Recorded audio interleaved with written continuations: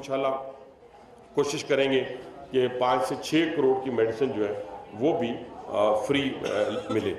लेकिन इसके साथ साथ इस वक्त हमारी जो प्राइम ट्रेन्स हैं उनमें टिकट भी मिलना मुश्किल होता है। बहुत सारी चीज़ों पे हमें यहाँ रेल कार थी रावलपिंडी लाहौर, आज अल्हम्दुलिल्लाह अल्लाह के फजल करम से सारे के सारे रैक उसके अपलिफ्ट हो चुके हैं। हमने हज़ारा को किया है।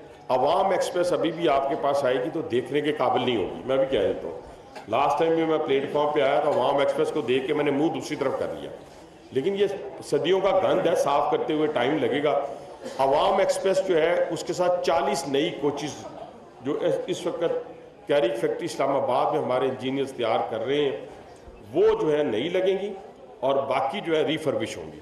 और उसके रैक भी ज़्यादा हैं, 4 रैक है मेरा ख्याल है, 4 से भी ज़्यादा है, 6 रैक।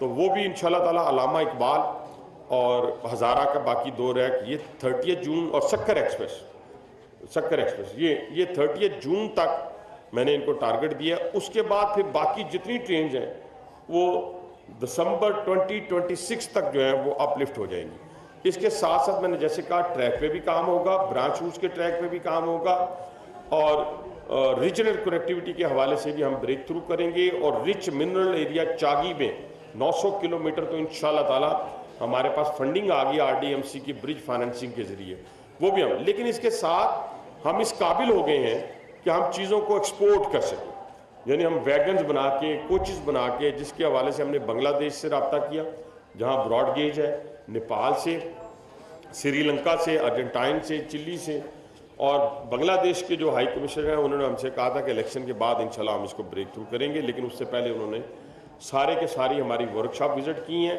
हमारी यहाँ पे इस्लामाबाद में भी, लाहौर मुगलपुरा में भी।